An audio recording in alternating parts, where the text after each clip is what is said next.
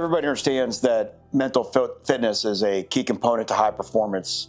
And people have been saying that forever, but to actually understand the tactical knowledge and have the tools and tricks to put it into something that can be applied day to day, that's something that I felt like our football team needed. And you can't talk about our journey to winning the ACC championship this year without a poignant day when Jessica Myers came and spoke to our team. I've been doing this for a long time and have had all types of guest speakers come through and speak to teams. And I have rarely ever seen an individual with the ability to connect, to captivate, to educate, and to really to nurture the minds in there on not just 30,000 foot theories that make you shake your head that you forget 5 minutes later, but on actual practical routines that our players were desperate for, that they incorporated, our staff incorporated.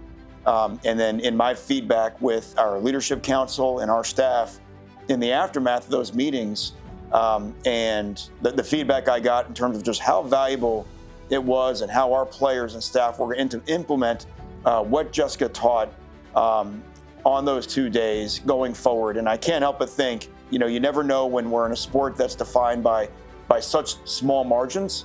You never really know what are the 1% things that maybe take your performance over the edge. But there's no way that the story of the 2025 Blue Devils can be told in its entirety without Jessica Myers, and how thankful we are for what she shared with us on those days, and how that continues to help us throughout our championship run and building this program going forward.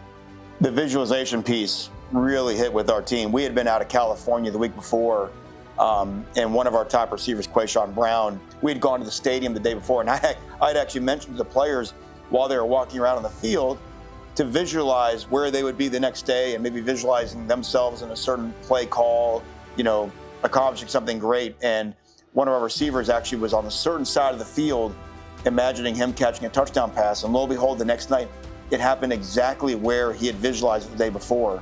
And so when Jessica came in the next week and really taught the ins and outs of visualization, Quayshawn was just blown away, because it was the idea of just, it's like tasting fish and realizing you like your fish and being taught how to fish. And I thought that was such a poignant moment, not just for him, but for so many of our players.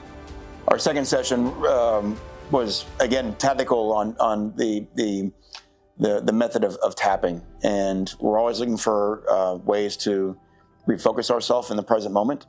And Jessica did a great job of showing, high-profile athletes that were doing it on the biggest of stages.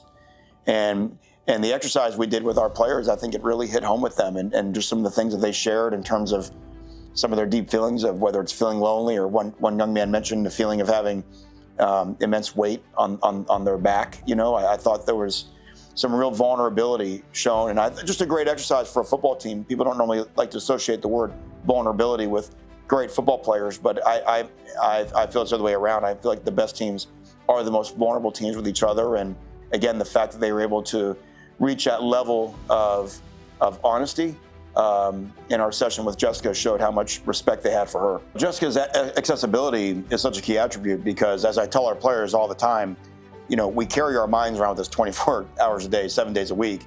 And so the idea that, maybe a 1 hour appointment to talk to a therapist or a sports psychologist once a week or once every couple weeks is going to do the trick would be the exact same thing as thinking that just lifting weights for 1 hour a week or 1 hour every 2 weeks would make you physically strong. So you've got to have two things. You got to have accessibility, and then you also have to have tools that you can use on your own to help you, because again, the inner critic is always there, the mind is always there, and we can't just rely to what we do when we're in formal session to try to help that. What makes Jessica so unique is her ability to truly immerse herself into the culture. I've been around a lot of people with great wisdom, and they walk into your building, they tell you what they want to speak about, and it's fascinating, and then they walk out, and that's really the extent of their involvement. And I know as a leader that the best way I learn is through observation, and I think where Jessica immediately announced herself as being different was her desire to just come and observe us and to watch and to see a practice, to sit in a meeting, and just get a feel, right? It's hard to know, what people need to hear unless you get around them every day and really see how they interact with one another. And so I can't help but think, but the reason why she connected so well the first time that she spoke in front of the team was because of her intimate knowledge of what was going on inside these walls. And as a result, our team was really interested in keeping that connection going forward after the meeting. Jessica really made herself available and wanted not just to be interesting for 30 minutes, but to be transformational in helping our guys truly reach high performance.